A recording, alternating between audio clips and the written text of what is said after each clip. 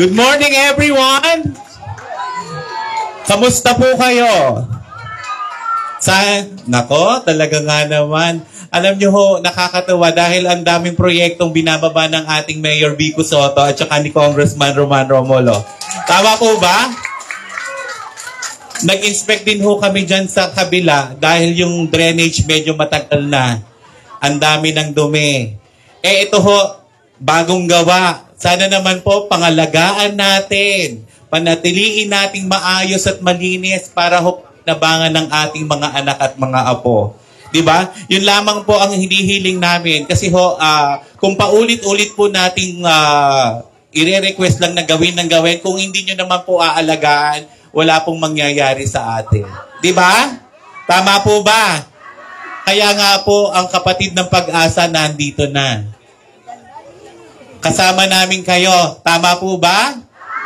Kaya alagaan po natin dahil marami pa po tayong dapat ipagawa at dapat hilingin at dapat panatiliing maayos dito sa ating barangay Pinagbuhatan. Maraming salamat po sa ating City Council kay Congressman Roman Romulo dahil wala rin pong sawa sa pagtulong at pag-alaga sa atin. Marami pong salamat at magandang umaga. Maraming salamat, Cap Robin sa Landanan. At ngayon ay pakinggan naman po natin ang mensahe ng ating Congressman Roman T.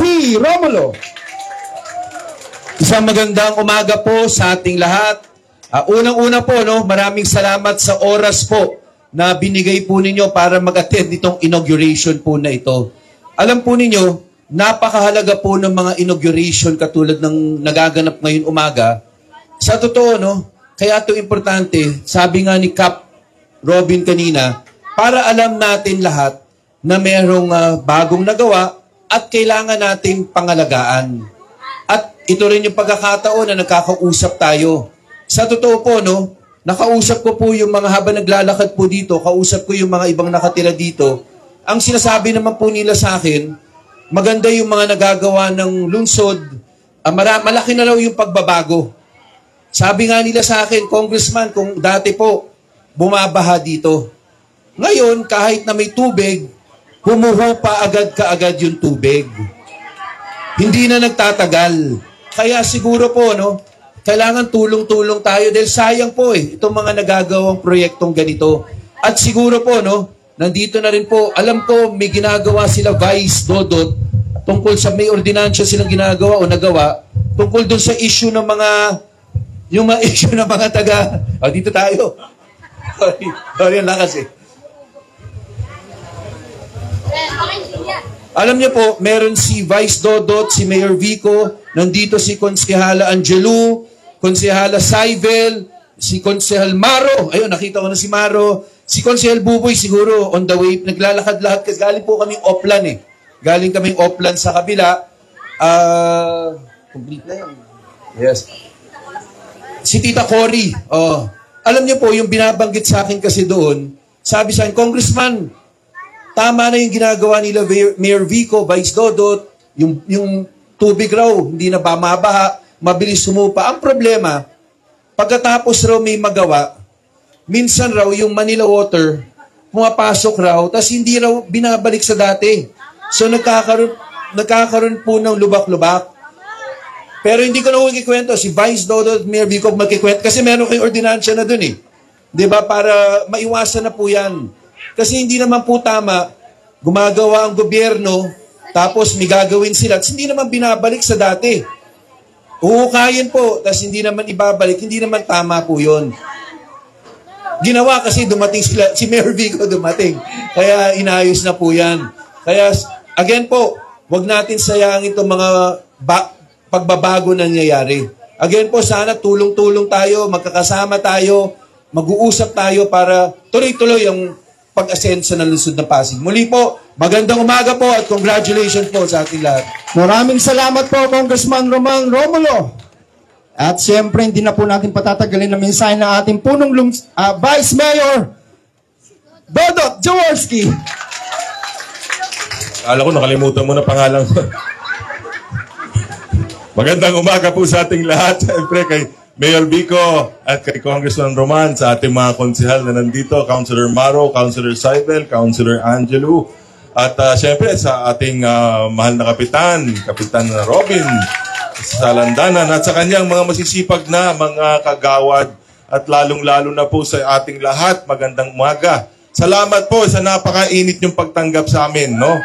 Talagang daman-daman namin ang pagmamahal nyo dito sa inyong lugar, no? Napaka-special tong araw na to dahil nakikita po natin, meron tayong inauguration. Alam nyo, napakaganda ng improvement, di ba? Kung ano siya dati at nakikita nyo ngayon kung gaano siya kaayos. Sana tama si Congressman Romulo panatiliin po natin yung gantong klaseng nakikita natin, no? Na sana alagaan natin. So, sabi nga ng inyong kapitan, pangalagaan natin ito. Bakit? Marami pa hong mga project na darating, no? Dito sa ating lungsod. Alam niyo ba, medyo ipagyayabang ko lang, kaya tayo dito sa atin sa Pasig, kakaiba po ang ating lungsod sa ibang lugar. Hindi po tayo nagtaas ng buwis kahit na isang sentimo. Pero pag upo po namin ng 2022, ang inabutan po naming budget 13.5 billion. Noong 2023, naging 15 billion. Noong 2024, 17 billion. Next year, 22 billion na ang income ng Pasig. Ang budget natin. Ano po ibig sabihin nun? Ibig sabihin nun, pag malinis ang isang pamahalaan, mas marami at lumalaki po ang yaman ng ating lungsod. Kung saan din ang makikinabang, hindi po ang mga politiko, pero ang taong bayan ang mamamayan. Okay? Kaya dumadami po ang programa natin mula po sa ating mga scholarship programs, itong mga improvement ng ating kapaligiran. Pero kailangan po namin ng tulong ninyo. Ano ibig sabihin ng tulong? Hindi na tulong para pumasok sa City Hall. Ang gusto po namin, nakikiusap kami na sana tayo bilang isang lipunan, magrespetuhan, magmahalan, sumunod tayo sa batas, panatiliin natin malinis ang ating kapaligiran dahil sabi nga nila, kung gusto nating umasenso, ang una nating gagawin, ayusin natin yung ating kapaligiran. Diba? At maniwala kayo, sa dami po na scholarship program natin, lalong-lalo na dito sa inyong barangay sa Pinagbuhatan, mababago po natin ang buhay ng bawat isang pamilya dahil may programa tayo ngayon, yung Pag-asa Scholarship Program, kung saan yung mga kabataan natin na gusto magtapos ng college, ngayon sinasagot ng inyong pamahalaan ang college program, ang college education ninyo sa private school, private school. Mula po sa Pasig Catholic College, sa Arellano sa Canyogan, at malapit na rin ang National University dito sa Ortigas East. So, ito na ang panahon para mangarap tayo mga Pasigenyo. Okay? Sama-sama po tayo. Congratulations tayo sa ating lahat. God bless po. Magandang umaga. Maraming salamat po, Vice Mayor Dodot Jaworski. Ito na nga po, yung kanina nga binabanggit ko. Nagmamadali po yata ako. Pakinggan po natin ang mensahe ng ating punong lungsod, Mayor Vico Soto. Okay. Paalalay na lang, Sir Albert, bakali pa rin. Magandang umaga sa ating lahat. Maraming salamat po sa inyo sa napakainit na pagtanggap sa amin ni na Kong Roman, ni na Vice Mayor Dodot, inyong mga konsehal. Magkukunwari po ako, hindi ko narinig yung sinabi ni ate. Magandang umaga po. Maraming salamat din siyempre sa ating mga opisyalis ng barangay. Sa tapat, yung nasunugan po na sa kasalukuyan po, no, may mga proseso ang LGU para bilhin po yung lupa. Baka kasi yung iba, nangungupahan, no? Kasi nasunugan nga po sila na po. Inaayos na po natin. In-update ko po yung mga opisyalis din po ng HOA ninyo.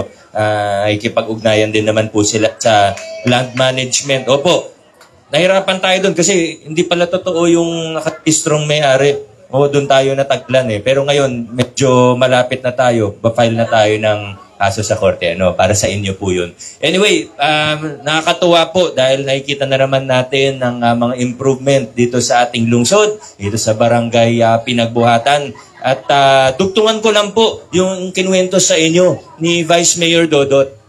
Sinabi niya nga po, nitong nakarang mga taon, habang nilalabanan natin ng korupsyon, tumataas ang income natin, lumalaki yung budget natin. Kaso, talagang meron din tayong konting problema. Pero magandang problema po ito. Dahil habang lumalaki yung budget natin, sa totoo lang po, nahihirapan tayo paano gas. Hindi naman kasi pwedeng basta gumastos na lang ang pamahalaan. Kailangan maayos po yung pagkakagastos natin. Ayaw natin ng korupsyon. Ayaw natin na kung saan-saan lang napupunta yung pondo. Magkakaroon pa tayo ng proyekto na ganito, nasa 150 meters po ito, di ba? Double check natin, patrado po. Tama. Yung kahabaan po ng project po natin na ito, na ini-inaugurate natin ngayong umaga, nasa 150 linear meters po ito. Medyo mahaba na po ito. Pero siguro nakita nyo naman po nakapaskil kung magkano po ang project natin. Kahit medyo mahaba po siya, dahil sa mga reforma natin sa tinatawag na procurement, bumaba yung mga presyo ng mga kontrata natin. Maniwala po kayo, napagawa po natin ito sa halagang 1.4 million. Dahil maayos, dahil tapat po ang inyong pamahalaan, dahil walang tapon, walang nabubulsa, lumiliit yung mga presyo ng kontrata natin. Kaya sa totoo lang po, medyo malaki yung tinatawag nating savings. Sa mga susunod na taon, ang project naman natin o ang pagtutuunan natin ng pansin ay paano gamitin yung savings na yun para lalo pang pakinabangan ng mga Pasigueño. Yan po ang ginagawa po natin ngayon. Kasi sa totoo lang po, pag tiningnan nyo po yung kung magkano yung tinanggal natin, yung mga kickback, na alam natin hindi lang sa Pasig nangyayari. Madalas pinapanood ko nga po yung mga talumpati ni Mayor Benji Magalong ng Baguio. Pinapakita niya kung magkano yung napupunta sa kickback, kung magkano yung napupunta sa tas talagang minsan kapraso na lang. Sa totoo, maraming government contractor na dyan po yumaman. Maraming politiko na dyan po yumaman. Na 100%, kunyari 100 million yung project, 30 million, 40 million, minsan higit pa, napupunta lang sa mga kickbackan. Tayo po sa Pasig, sa tulong po ninyo, natanggal po natin yung ganyang klaseng kalakaran. Baka narinig nyo na rin po na kinakwento ko ito noon. Pero yung iba pong hindi pa po nakakarinig, baka magulat po kayo pag malaman nyo kung magkano yung natitipid natin ngayon, yung napupunta sa savings na dati ay napupunta sa mga kickback na ganun kalaki. Kung nasa more than 5 billion po ang pinapagawa o yung mga proyekto ng pamahalaan at 20%, mababa na po yun, 20% yung kickback. Ibig sabihin yan, 1 billion per year po yun. Dahil tinanggal natin yung kickback, yung tinatawag ng mga politiko na SOP. Ibig sabihin, more than 1 billion yung natitipid natin ngayon per year na dating napupunta lang sa korupsyon. Ganyan po kalaki yung pinag-uusapan natin pondo. Kaya ngayon po, medyo nakakakilos tayo ng mas maluwag na. Habang inaayos natin yung planning, yung pagbabalangkas natin ng programa sa City Hall, paayos ng paayos.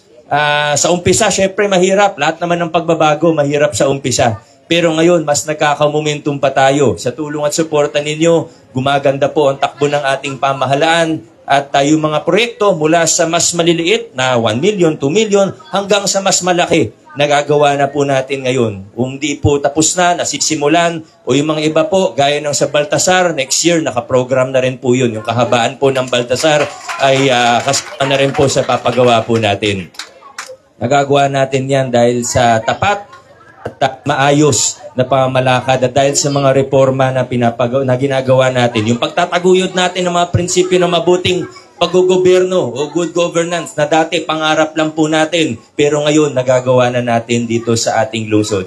Yung sinasabi nating napupunta po sa savings yun dahil natitipid natin sa korupsyon. Kung tutuusin, marami po tayong mapapagawa sa susunod na 1, 2 hanggang 3 taon na dati sa korupsyon lang napupunta pero ngayon parang yung bagong City Hall po na ipapagawa po natin, kung tutuusin, nasa more or less 9 billion po yan. Kasi kasama po yung kalsada, kasama yung IT, kasama yung kagamitan, at hindi lang naman yung building yan. Pero medyo malaking project po yan.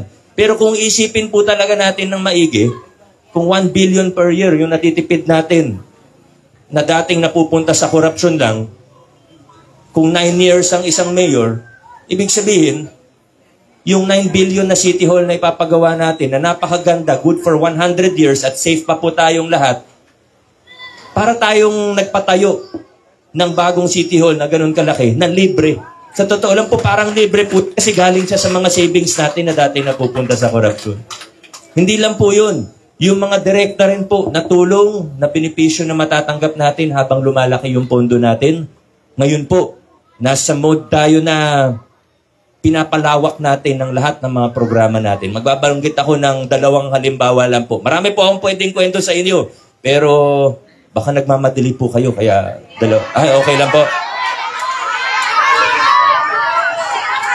Dalawa lang po ang ikukwento ko sa inyo. Yung una, nabanggit na rin naman ni Vice Mayor Dodot, yung scholarship po natin. Nagsimula tayo, 11,000-12,000 ang scholarship, pero habang lumalaki yung pondo natin, nagdadagdag tayo. Ngayon, nasa 25,000 na po ang scholar ng lungsod ng Pasig. Yung Pag-asa Scholarship Program, kakaibang scholarship program po ito. Sa PCC, sa Arellano, sa susunod, maaaring sa National University Pasig, buong tuition, sagot ng pamahalaan. Basta pasok lang doon sa income bracket, syempre, unahin natin yung mga mas nangangailangan. Ano po? Nagagawa po natin ito ngayon. Palaki ng palaki yung mga programa natin. Yung local senior pension natin. Sino po sa inyo beneficiaryo na po ng local senior? Ay, marami pala ditong beneficiary ng local senior pension. Isa po yan sa programa na, kung tutuusin, ilan lang tayong LGU na may gantong klaseng programa. Kasi DSWD, alam naman po natin, may national na pension, di ba? Kaso, hindi naman ganun karami po yung beneficiaryo nun. Pag bahay mo, bato, tanggal ka na kaagad dun. Gumawa tayo ng sarili natin, local na senior pension. Sa isang taon, nasa 6,000 pesos per year po ito na natulong sa ating mga senior na 65 pataas, walang income, walang trabaho, o retirado na po, at walang ibang pensyon. Yan po yung sa ngayon. Nasimulan po natin ito noong taon, kailan po nagsimula? 2022, nagsimula po yan.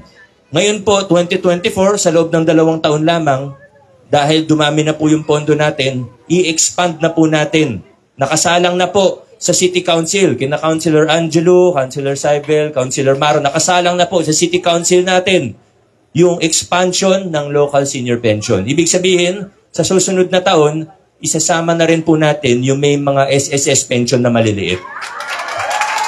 May kakilala po ba tayong ganon? Yung may sasama natin sa susunod na taon hanggang 4,000. Yung may SS na hanggang 4,000, sasama na rin po natin sila sa local senior pension.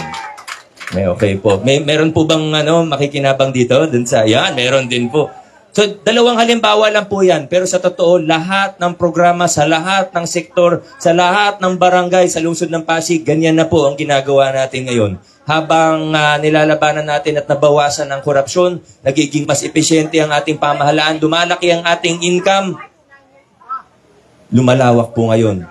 Lumalaki ang mga programa, mga proyekto ng ating pamahalaan at yung mga benepisyo na natatanggap ng ating mga mamamayan. Kaya sana patuloy po tayong magtulungan at isa lang po ang request ko po sa inyo na tayo po ay parating mag-iingat, lalo na po sa mga bali-balitang pinapakalat ng mga iba dyan, dahil talagang may mga iba na talagang gumagastos ng napakalaki. Kung may tulong po, walang problema, tanggapin po natin yung tulong. Pero pag mga fake news na po, wag natin tanggapin yung mga fake news. Opo, may ibang fake news po kasi na nakakatawa na lang. Halimbawa po, fake news tungkol sa love life, nakakatawa lang po yun. Hindi po siya maganda kasi hindi pa rin po siya totoo. Pero pwede nating tawanan lang yun. Pero may mga ibang fake news na pwedeng makagulo. May mga fake news na talagang gawa-gawa lang. Kanina nga, nagkukwentuhan po kami ni Vice Dodot. Alam niyo, may mga kaibigan po kami na lumalapit sa amin. Hindi na natin sila papangalanan, protektahan po natin sila. May mga kaibigan kaming lumalapit sa amin. Hinasabi, Mayor o Vice, o siguro kay Kong din, may mga nagkakwento. Lumapit sa amin yung isang grupo. Ang sabi sa amin, magpa-presscon lang kami, magsalita lang kami ng hindi maganda tungkol sa'yo, bibigyan kami ng 1 milyong piso. Opo, malapit po siya, ginakwento po yan sa amin. Kaya talaga may mga iba talagang handang-handa. 1 milyong piso din yun, di ba? Kaya siyempre may mga ibang tao na papaisip. Swerte lang kami, may mga kaibigan kami na tapat din at maayos. Pero siyempre, sa ganung kalaking halaga, meron talagang maliligaw ng landas. Nasisilaw po. At alam naman po, sinabi natin, ang budget ng Pasig, 22 billion. Yung mga iba, naglalaway po dyan. Pero tayo, gusto natin ayos, gusto nating tapat na pamahalaan, gusto nating mapunta sa tao kung ano yung para sa tao. Walang kulang, walang bawas. At yan po, mula 2019, yung tinaguyod po natin na pamahalaan. Na ngayon po, nakikita na natin, nagbubunga po ang mga pinaghihirapan po natin. Muli po sa inyong lahat, maraming salamat. Congratulations sa ating lahat. Maraming salamat po, Mayor Vico Soto. Dadako na po tayo sa ribbon cutting ceremony dito na lang po. Tapos susundan po ng blessing ni Father Romel mula sa San Sebastian Parish.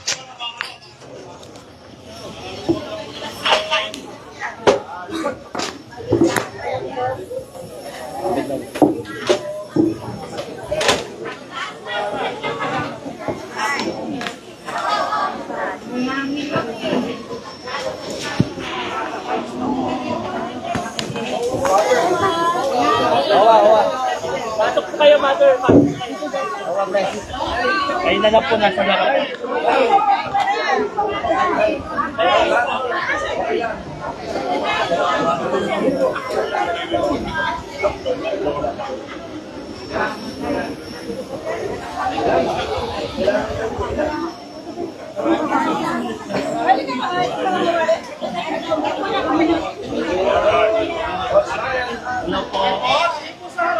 Wait, 1, 2, 3. Congratulations! Mga taga-kaliwag, maraming salamat po. And susundan po ito ng blessing ni Father Romel mula sa San Sebastian Parish. Once again, magandang araw. Kasalukuyan isinasagawa ang pasinaya dito sa Kaliwag Street sa Barangay Pinagbuhatan. Ito yung inaugurasyon ng concreting, upgrading ng ilang mga kalsada. At ganun din, binanggit kanina, isa-isa nagbigay ng mensahe ang mga local officials. Amen. Si Kristo na anak ng Diyos ay dumating sa daigdig upang kanyang tipunin ang mga nagkawatak-watak ng mga anak ng Diyos, anumang daan at sasakyan na naghahatid sa mga tao para magkatipon-tipon ay pawang naaayon sa layunin ng Diyos na nag-aangat pag-isahin ang mga pinaglalayo ng mga ilog, bundok at mga magkakaliwalay ng puok. Halilang manalangin sa Panginoon upang kanyang basbasan ang nagsigawa at may tinabang ng daan na ito. Panalangin ng pagbabasbas. Ang maraming makapangyarihan, ikaw ay kapiling naming lahat upang itaguyod ang nagtitiwala sa iyong piling. Sa iyong pagpapala, pangunahan mo ang mga daraanan dito at samahan mo sa paglalakbay upang sa iyong tulong makamtan nila ang kanang inaasam at maluwalhating makarating sa paroroonan sa pamamagitan ni Jesucristo kasama ng Espiritu Santo magpasawalang hanggan. Amen.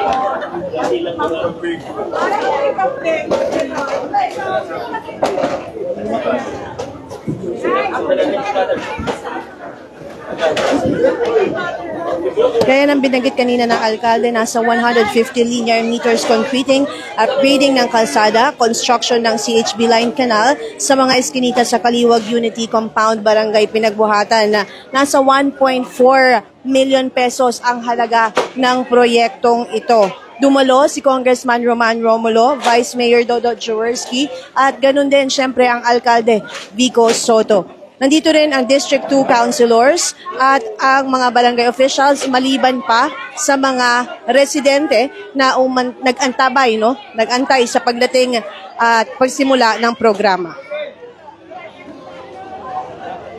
Good morning po.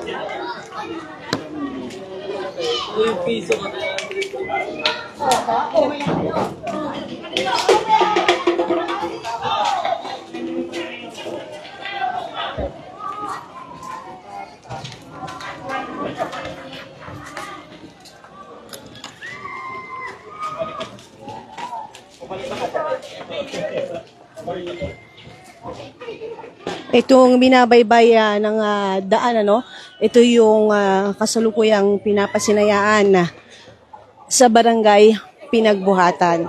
Maliban pa sa mga binanggit ng alkalde kaugnay sa proyektong ito, binanggit din niya yung tungkol sa ilan sa mga pinaplanong proyekto para sa lungsod ng Pasig, ilan sa mga napagtagumpayan ng proyekto din ng lokal na pamahalaan at ayon nga sa kanya, yung good governance, binanggit din niya yung kaugnay sa good governance ng Pasig LGU.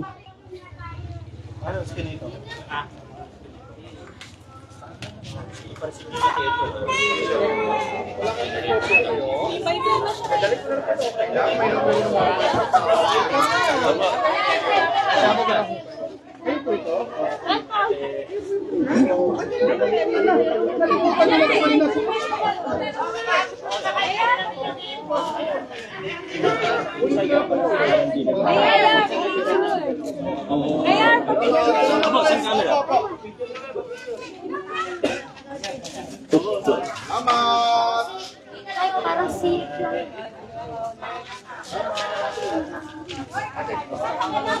Ate, mga pangalan natin.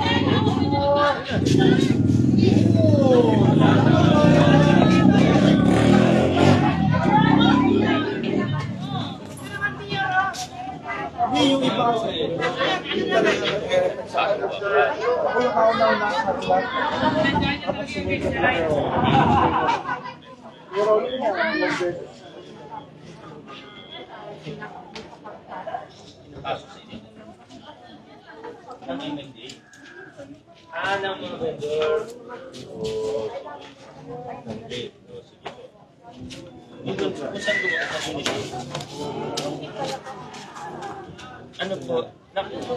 Teka, punta kayo sa puso. Opo, sige. Ano ko po, patingin mo lang po para si Kasura namin. Sige, ano pa naman po yan? May pwede ko rin kasama po. Ipapatawag po ng pwede. Hindi yung mag-alala. Sige po, para po ano naman. Ayan. Magandang umaga po, pakilala po ba tayo? Magandang umaga po, Pinagbuhatan, Pasig City. Ako po si Kagawad Tony Bello ng Pinagbuhatan. Ayun, ito po, nangyayari po ang inauguration ngayon dito po sa dulo ng Kaliwag. Ito po ay sa pangunguna po ng ating butihing Mayor, Congressman Roman Romulo, at Vice Mayor ng City Council. Ganun din po, andito po yung aming butihing Barangay Captain na si Robin Salandanan at buong council nakasama po ako. Ito po ay tinitingnan po natin para po doon po sa mga kabutihan na ginawa ng ating local government. Yun po tulad po niyan ngayon, inaayos po yung aming kalsada. Siyempre po, para po sa mamayan ng Pinagbuhatan. Muli, maraming salamat po sa ating local government. Sa pamumuno po ng ating Mayor Vico Soto, maraming salamat po sa inyo. Magandang umaga.